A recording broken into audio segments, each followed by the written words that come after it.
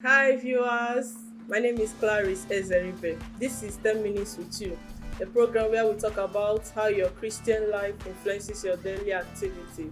And with me today, we have a very special guest. We'll get to meet her after the short break. Stay tuned.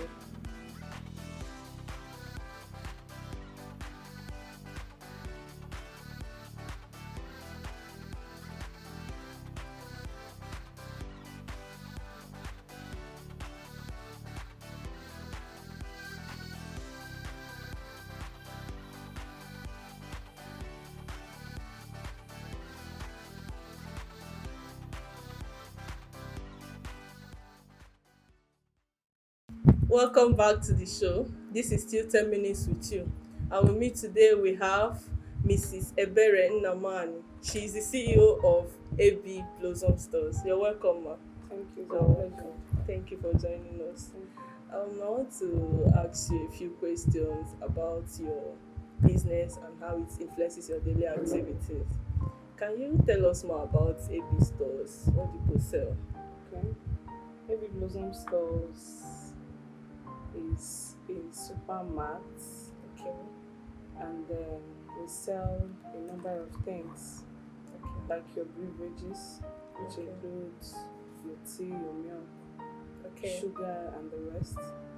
We sell drinks, assorted drinks, softs, malts in quantities. Okay. And then we sell stationaries. We deal in your sanitaries. Okay. We sell water.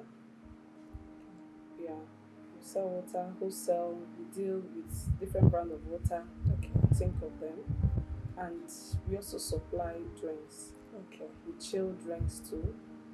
We also sell rice, like things, everything you will need in the house to just put your house together. That's what we do. Okay.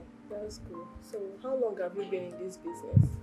Okay, I've been in this business for 6 years now. Oh, wow.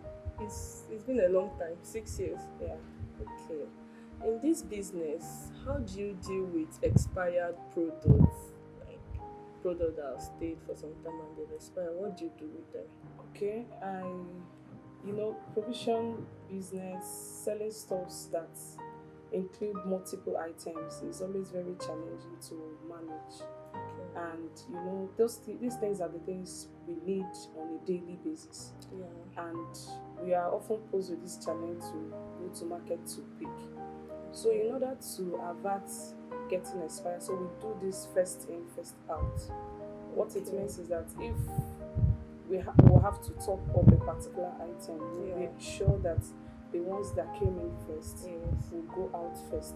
Okay. So before we start touching the new stocks that Oh, comes okay. in. So it's been helping us, because the first year I started, it was big challenging, and we had a lot of crises. I was just inspired to try that system, and it's been working. So Okay. we have not had any case of expired goods for like 5 years now. Wow. How do you keep record of how the goods go out and come in, and how for it not to affect your tithing? How do you record? Okay, that is one of the biggest challenge with running such business, because I told you earlier that we deal with multiple items. Okay. The last time we took stock, I think we have about 500 items. Oh, wow. So, and we it was a lot of challenge. Now, Okay. you talked about engaging sales girl and sales boy. Yes. This is not what you do.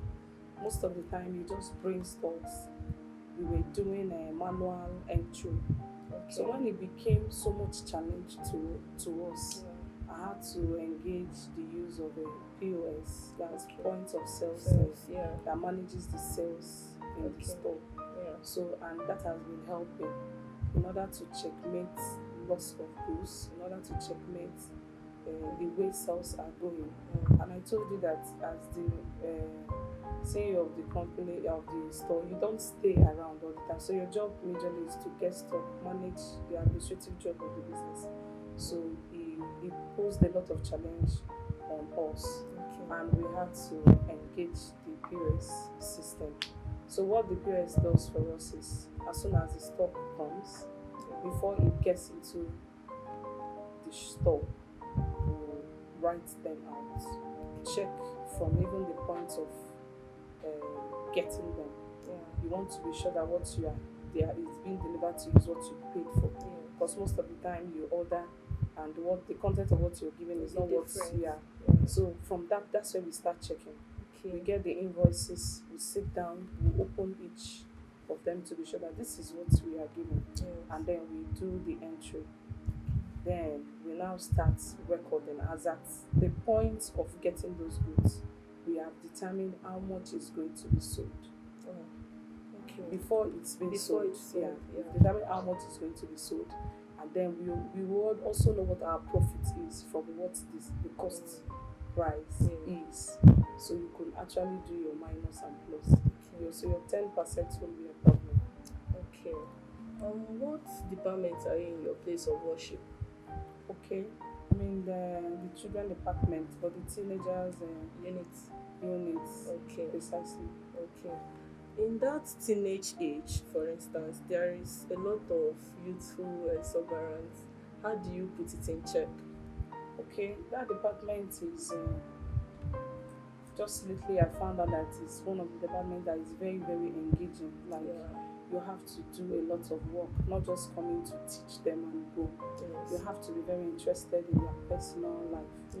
And with my little experience, I found out that the moment you are interested in any of them, they could just open up to you that this and this and these are their challenges.